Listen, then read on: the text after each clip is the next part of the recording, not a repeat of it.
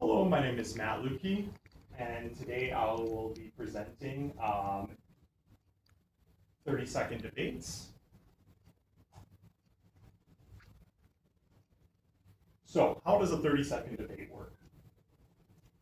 Students are paired into two groups, Speaker A and Speaker B. Each group is given a short prompt, and Speaker A takes about 10 seconds to prepare and then delivers a 30-second argument for or against the topic. After Speaker A has done the response and the 30 seconds is up, it will switch roles. Speaker B will take 10 seconds to prepare a response to Speaker A. So usually against or for the topic, whatever was the opposite position of Speaker A.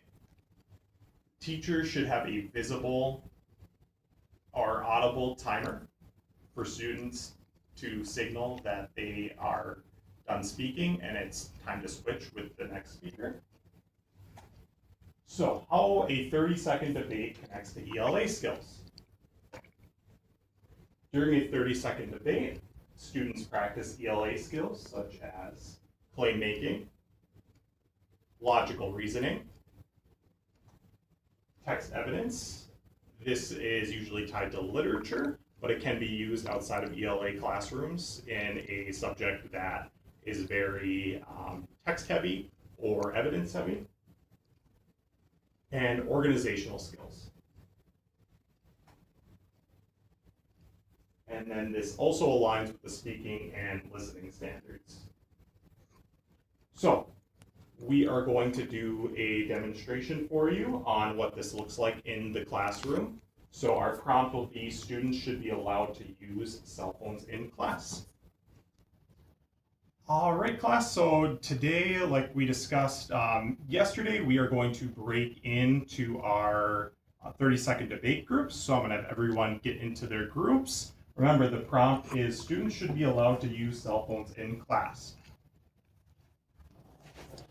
So I will now be playing in the role of a student along with my sister here.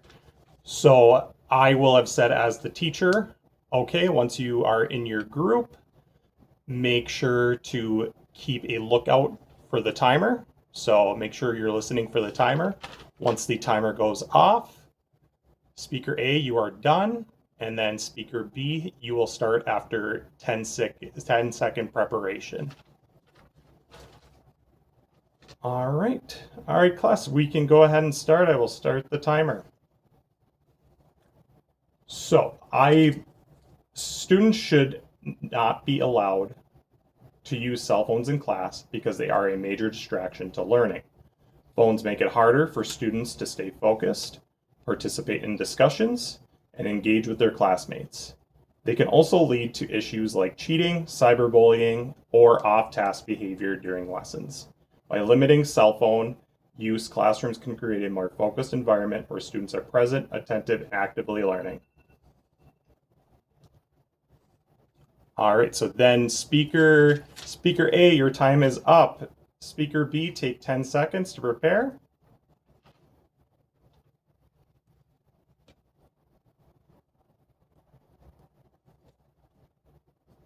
All right, I am Speaker B, and I'm saying that students should be allowed to use cell phones in class.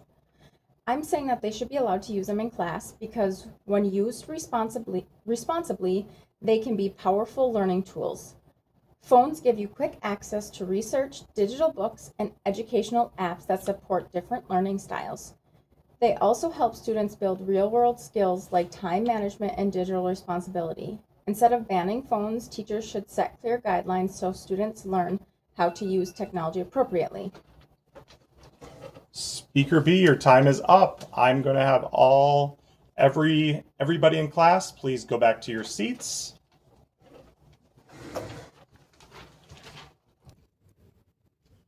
All right, as you got from that example, that was a really great way for students to get their thoughts out, start thinking on the idea, but it's not as pressure-filled as a bigger, a more time-consuming debate or even speech assessment.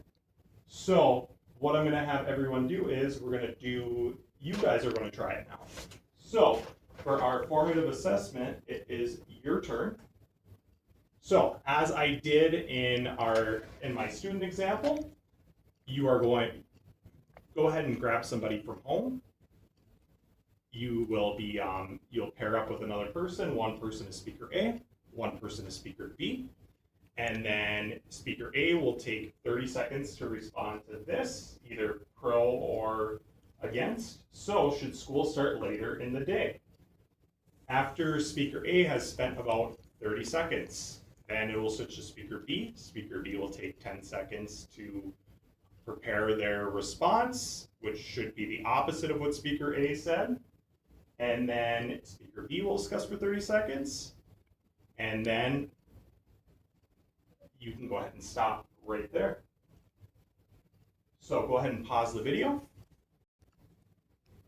All right, now that you've had a chance to try that out for yourself, what I want you to do, just kind of reflect on these questions on why does this work? So what did you notice when you were doing this?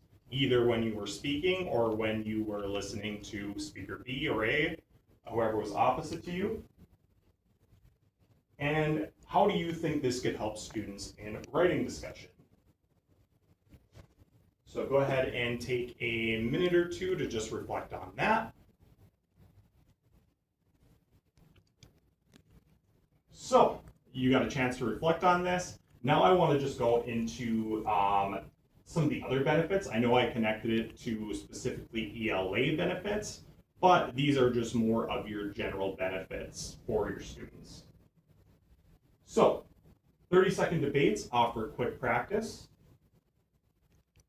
It removes overthinking because it is such a short amount of time, and students, it's just a way for students to get their first couple thoughts out. So you'll notice that my response and my sister's response are pretty polished, just based on grade level and how quick something's introduced.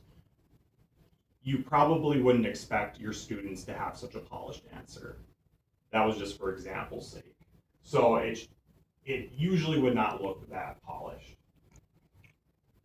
It encourages clear claims because of the prompt.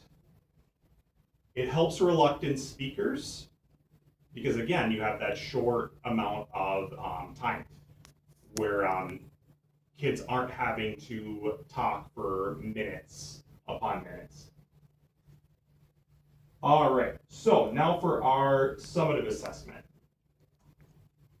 So what I would like everyone to do is write a one-sentence argument in 30 seconds responding to teachers should assign homework. What you want to do is just go ahead and get out a piece of paper, pencil, pen, and set a timer for 30 seconds and just write out a response. And then stop once that 30 seconds has elapsed. So what you want to include is a clear claim, one reason, and that's really it. So this is a really great, like I said, a nice warm up or introduction for kids to get their thoughts out and to make it less anxiety ridden, because we all know that speaking usually is not somebody's favorite thing to do, especially in a classroom atmosphere or professional atmosphere.